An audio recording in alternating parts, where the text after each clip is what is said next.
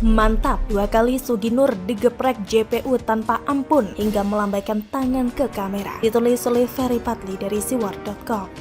Sebelum kita lanjut, jangan lupa subscribe dan nyalakan loncengnya agar Anda menjadi yang pertama mendapatkan informasi dari jurnal terupdate. Kalau diperhatikan, tidak ada orang yang benar-benar bisa bebas melakukan kejahatan di negeri ini. Walaupun dia berpangkat, duitnya banyak, berstatus sebagai ulama, punya jabatan dan dikenal licin, pada akhirnya masuk penjara juga.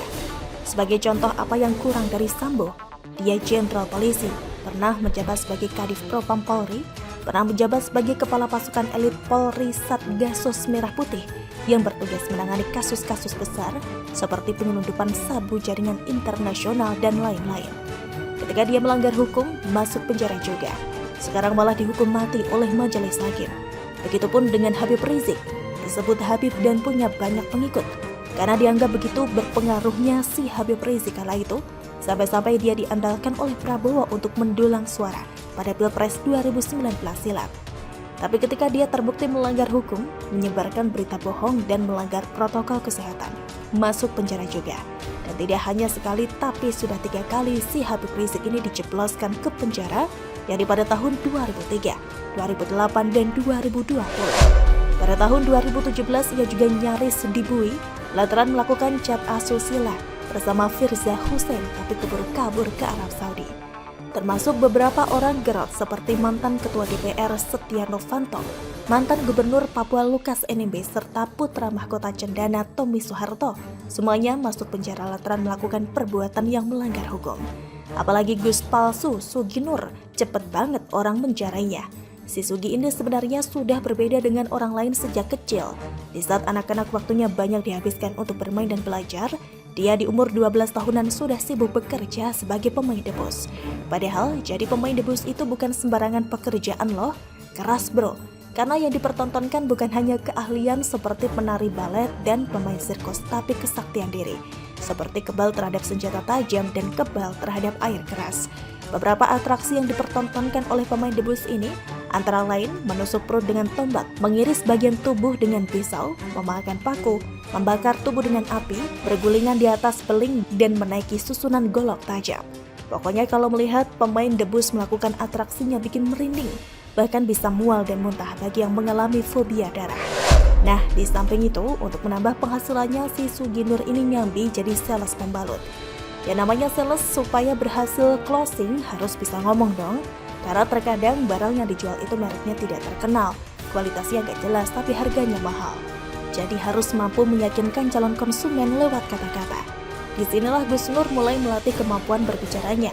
Hingga entah bagaimana ceritanya, ia tidak pernah belajar agama dengan serius itu, tidak pernah mondok di pesantren, tidak punya guru agama, tidak bisa ngaji, dan tidak paham isi Al-Quran, tiba-tiba jadi penceramah agama. Tidak pelak omongan Sugi Nur pun jadi ngaco sengaco-ngaconya. Apa yang dia sampaikan jauh banget dari ajaran agama meskipun ngomongnya agak lancar. Seperti Sugi Nur pernah mengatakan, NU disopiri oleh pemabuk dan penumpangnya PKI. Kiai NU adalah Kiai Dangdutan, rezim Jokowi laknatullah, pasar bobrok, dan berhati iblis serta NU itu sakit. Hingga ia pun mengharamkan memilih capres selain Anies. Haram milih Ganjar, haram milih Erick Thohir, haram milih Puan Maharani, haram milih Prabowo Subianto, haram pilih Sandiaga Uno, ujarnya kala itu. Selanjutnya, Sugi juga pernah menuding ijazah Presiden Jokowi palsu. Karena perkataannya yang jorok dan gak berakhlak itu pula membuat dirinya harus berurusan dengan aparat penegak hukum. Pada 2020 silam, ia pernah dipenjara selama 10 bulan karena terbukti melakukan ujaran kebencian terhadap NU. Ketahuan banget kalau si Sugi ini pengetahuannya sempit, sehingga bisa salah pilih lawan. NU itu ormas Islam terbesar di dunia Ferguson. Anggotanya saja pada 2021 silam mencapai 95 juta. Jadi kalau mereka melapor ya secepat kilat akan ditindaklanjuti oleh polisi. Untung Nahdien bukan tipe orang emosian kayak Laskar Kadrun. Kalau mereka emosian sudah habis si Sugi dihantam panser. Pada 2022, lagi dan lagi Sugi Nur berurusan dengan polisi. Kali ini terkait tuduhannya tanpa bukti yang menyebut ijazah Presiden Jokowi palsu. Nah, lucunya di persidangan ia 2 kali digeprek oleh JPU. Pertama, jaksa mengungkapkan kalau ternyata Gus palsu itu tidak tamat SD, alias hanya sampai kelas 5 SD saja. Dan kedua, Sugi Nur dituntut hukuman 10 tahun penjara. Alasannya dituntut hukuman berat karena dia residivis kambuhan, berbelit-belit dalam memberikan keterangan serta tidak menyesali perbuatannya. Mutiar. Hingga suatu ketika Sugi Nur fobia sama penjara.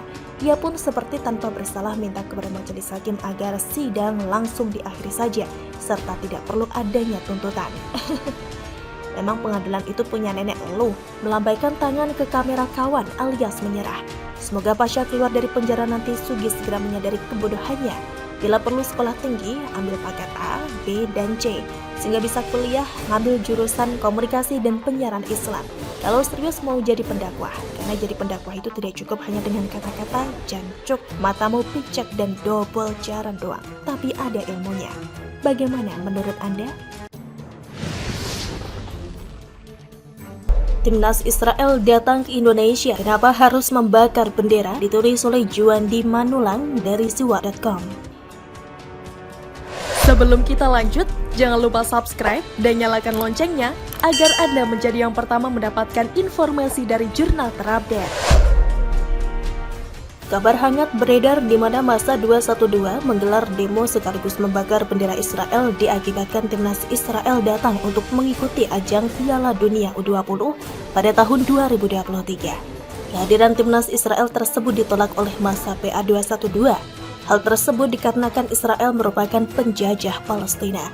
Menjadi pertanyaan, apakah harus menolak Israel datang ke Indonesia dengan membakar bendera mereka? Sebenarnya, apa yang dilakukan PA 212 tidaklah etis. Harusnya kita profesional dalam menanggapi kedatangan Israel. Israel bukan membawa embel-embel bahwa mereka penjajah Palestina. Israel datang dengan skuad atlet sepak bola yang mereka miliki dan untuk mengikuti ajang sepak bola. Harusnya tidak ada penolakan yang berlebihan seperti itu. Jikalau kita menentang sikap dan perbuatan Israel terhadap Palestina, kayaknya kita mengajukan surat ke pihak pemerintah Israel dan memberikan bantuan logistik yang lain sebagainya untuk Palestina. Kebencian terhadap Israel jangan berlebihan, dikarenakan Israel menyerang Palestina membuat kita harus membakar bendera dan menolak mereka datang. Kejahatan sebenarnya tidak dilakukan dengan kejahatan. Jangan samaratakan sikap pemerintah Israel terhadap Palestina dengan agenda kegiatan Israel datang untuk mengikuti ajang sepak bola di Indonesia. Jangan samaratakan bahwa Israel itu kejam, sehingga siapapun yang datang ke Indonesia harus ditolak. Israel juga anggota dari FIFA, sehingga mereka datang ke Indonesia untuk mengikuti ajang sepak bola bergengsi Piala Dunia U20. Saya pribadi berpendapat alangkah baiknya kita bijak dan profesional saja dengan kehadiran Israel.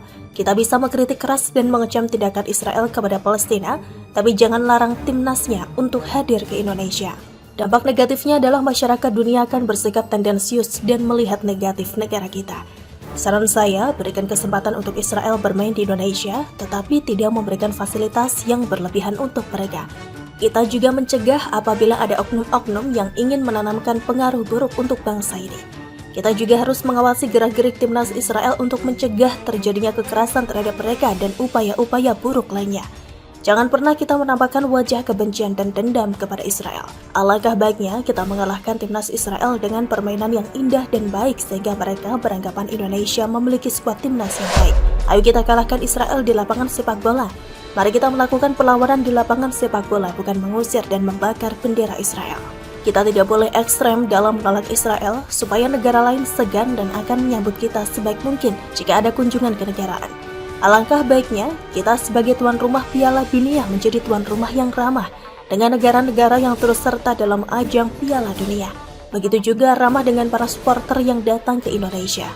Akan banyak manfaat yang kita rasakan ketika mampu menjadi tuan rumah yang baik. Selain dari sisi komersial seperti meningkatkan kunjungan wisata, produk dalam negeri dan lainnya, kita juga dapat dikenal sebagai negara yang ramah, menghargai dan mencintai setiap warga negara asing yang datang ke Indonesia. Bagaimana menurut Anda?